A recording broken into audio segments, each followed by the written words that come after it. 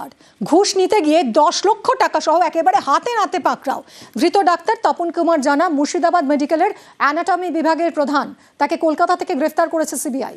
চিকিৎসকের বর্ধমানের বাড়ি এবং আরও বেশ কয়েকটা জায়গায় তল্লাশি চালিয়ে মোট 54 লক্ষ টাকা বাজেয়াপ্ত করেছেন কেন্দ্রীয় গোয়েন্দারা।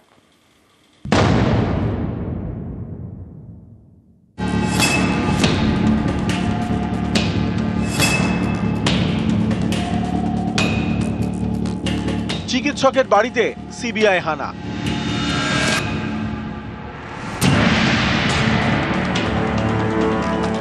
বর্ধমানের বাড়িতে রাতভর তল্লাশি, উদ্ধার লক্ষ লক্ষ টাকা, দামি গয়না। সিবিআই এর দাবি, ঘুষ নিতে গিয়ে শনিবার রাতে কলকাতায় হাতে নাতে ধরা পড়েন চিকিৎসক তপন কুমার জানা। তার কাছ থেকে উদ্ধার হয়েছে ঘুষের 10 লক্ষ টাকা। এরপরে বিভিন্ন জায়গায় অভিযান, মোট 54 লক্ষ টাকা উদ্ধার করেছে সিবিআই।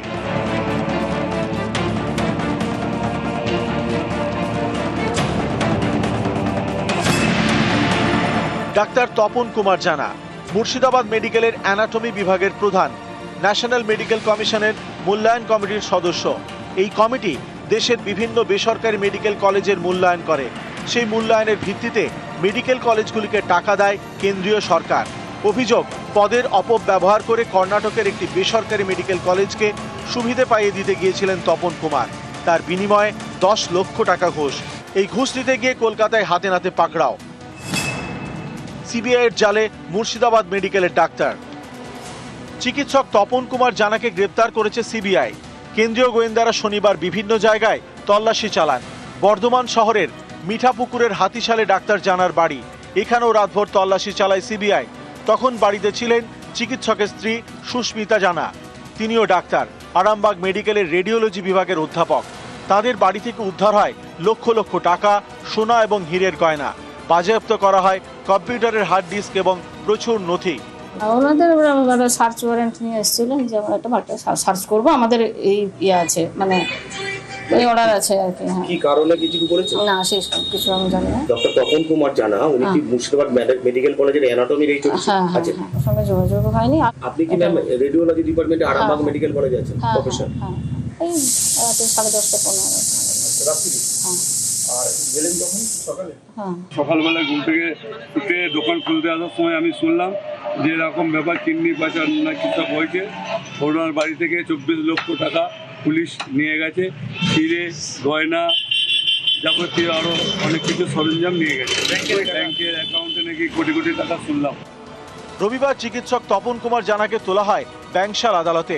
3 দিনের ট্রানজিট রিমান্ডের নির্দেশ দেন বিচারক।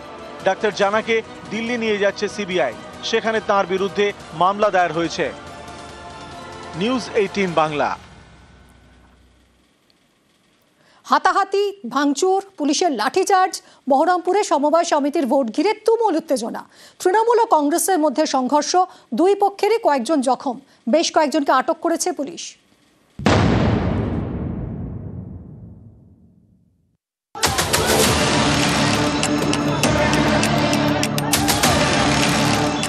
সমবায় সমিতির ভোট ঘিরে তুলকালাম, মারামারি, ভাঙচুর, পুলিশের লাঠিচার্জ।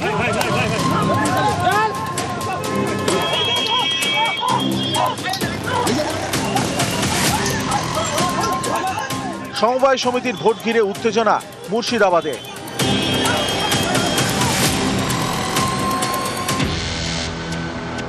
রবিবার বহরমপুরের দৌলতাবাদে সমবায় সমিতির ভোট ঘিরে ধুন্ধুমার।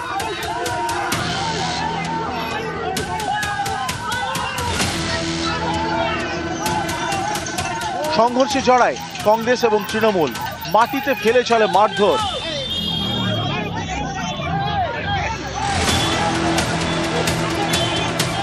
পুলিশের সামনে হাতাহাতি।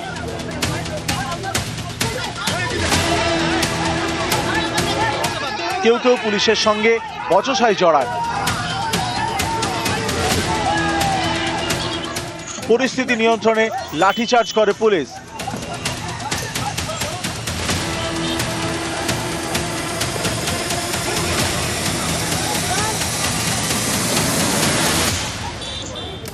আমরা আমরা চাইছি যে সুস্থভাবে ভোট হোক। মনোজ চক্রবর্তী আসলো, এসে এই অশান্তিটা বাধি দিল। আমরা এখানে সব জয়াত হয়েছি, লোকজন হঠাৎ বলে পুলিশকে অর্ডার দিল, দিয়ে একবারে সব মারপিট। আমাদের টিএমসি লোকে অনেক মাথা টাথা ফেটে গেছে, প্রধানের ড্রাইভার জখম হয়েছে। মিনিট 15 শান্তিপূর্ণ হয়েছিল। তারপর থেকেই ওরা জনরোষের জনচাপে বুঝতে পারে যে আমাদের মাটি আলগা, বাইরে থেকে লোকজন নিয়ে এসে তারা এই জিনিস করে এবং নেতৃত্ব দেয় আইজুদ্দিন পঞ্চায়েত সমিতির সভাপতি। আমরা কোনোদিন হামলা করিনি, হামলা করব না, এবং এ সমস্ত কথা শাক দিয়ে মাছ ঢাকার সমতুল। দৌলতাবাদের এসকে ইউএস লিমিটেড সমবায় সমিতির মোট আসন সংখ্যা 42। সব আসনেই প্রার্থী দেয় কংগ্রেস এবং তৃণমূল। ভোট শুরুর কিছুক্ষণ পরেই মারামারি শুরু। দুপক্ষেরই কয়েকজন জখম হন, বেশ কয়েকজনকে আটক করে দৌলতাবাদ থানার পুলিশ।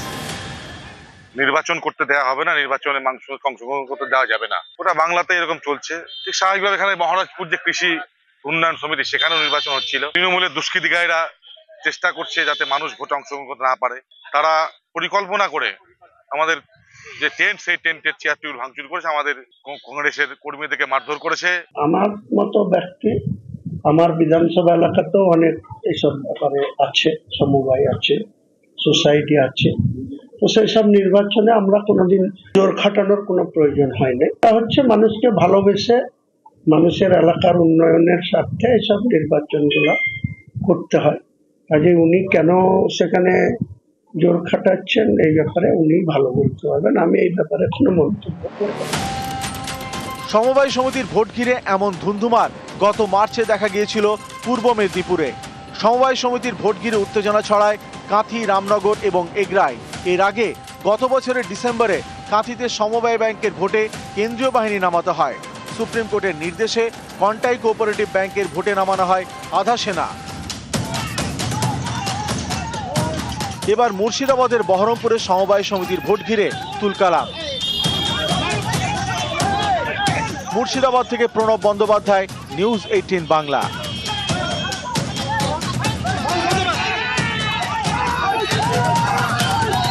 দেখুন, সন্ত্রাসবাদ খতম করতে ভারতীয় সেনার অপারেশন সিঁদুর, আর ভারতের পাশে বিশ্বের বহু দেশ। আর উল্টো দিকে পাকিস্তানের অবস্থা দেখুন, পাকিস্তানে বইছে সরকার বিরোধী হাওয়া। প্রেসিডেন্টের মেয়ের কনভয়েই হামলা, করাচিতে সেনা কনভয়ে বিস্ফোরণ, মৃত অন্তত 32। এর সঙ্গে আবার আছে জঙ্গিহানা।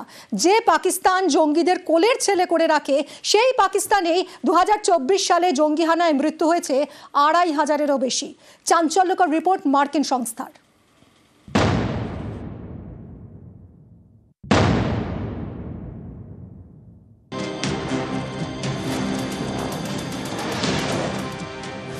आज हर भारतीय का यही संकल्प है, हमें आतंकवाद को खत्म करना ही है।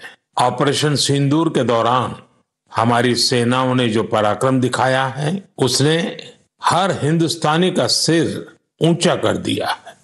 जिस प्रिसीजन के साथ, जिस सटीकता के साथ हमारी सेनाओं ने सीमा पार के आतंकवादी ठिकानों को ध्वस्त किया, वो अद्भुत है। ऑपरेशन सिंदूर सिर्फ एक सैन्य मिशन नहीं है, ये हमारे संकल्प, साहस और बदलते भारत की तस्वीर है। हमारे जवानों ने आतंकी अड्डों को तबाह किया और उसमें शामिल थी भारत में बने हथियारों, उपकरणों और टेक्नोलॉजी की ताकत। उसमें आत्मनिर्भर भारत का संकल्प भी था। পেহেলগাঁওয়ে জঙ্গি হানার বদলা, পাকিস্তান এবং পাক অধিকৃত কাশ্মীরে জঙ্গিদের ঘাঁটি গুড়িয়ে দিয়েছে ভারতীয় সেনা। অপারেশন সিঁদুরে ধ্বংস করা হয়েছে পাকিস্তানের একের পর এক বিমান ঘাঁটি। বিশ্বজুড়ে এই সাফল্য প্রচার করছে ভারত। 33টি দেশে গিয়েছেন 59 জন প্রতিনিধি। সন্ত্রাসবাদের বিরুদ্ধে এই লড়াইয়ে ভারতের পাশে দাঁড়াচ্ছে বহু দেশ। জঙ্গিদের মদতদাতা পাকিস্তানের বিরুদ্ধে বিশ্বে প্রচার করছে ভারত। এতে কূটনৈতিক মঞ্চে চাপে পাকিস্তান, ঘরেও তারা চাপে। সে দেশে ক্রমেই বাড়ছে সরকার বিরোধী ক্ষোভ। শুক্রবার হামলার মুখে পড়েন খোদ পাক প্রেসিডেন্টের মেয়ে।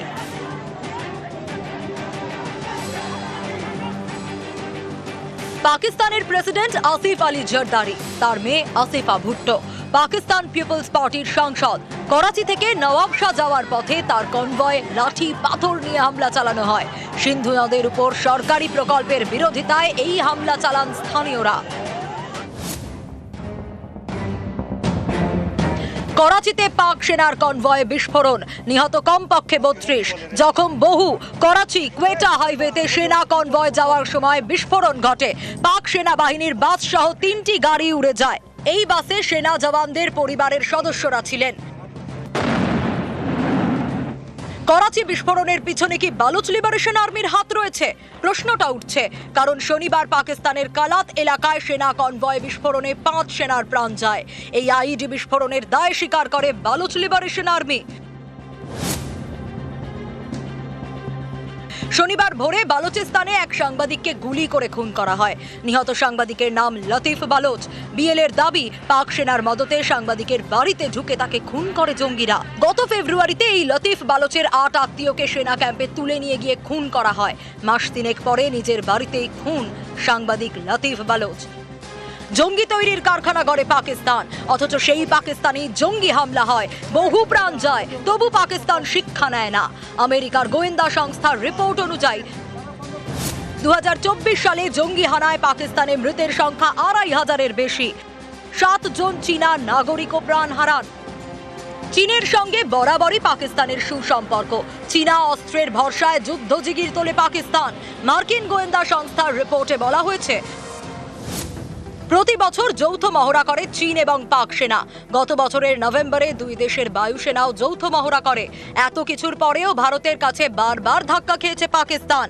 আমেরিকার গোয়েন্দা সংস্থার রিপোর্ট বলছে, সামরিক ক্ষেত্রে বিশেষ নজর দিচ্ছে পাকিস্তান, প্রচুর খরচ করছে, পরমাণু অস্ত্রকে আরো আধুনিক করায় জোর দিচ্ছে। এসব করে অবশ্য বিশেষ লাভ নেই। ভারত এবার ভালো মতো বুঝিয়ে দিয়েছে, ফের জঙ্গি হানা হলে আবারও কড়া জবাব পাবে পাকিস্তান।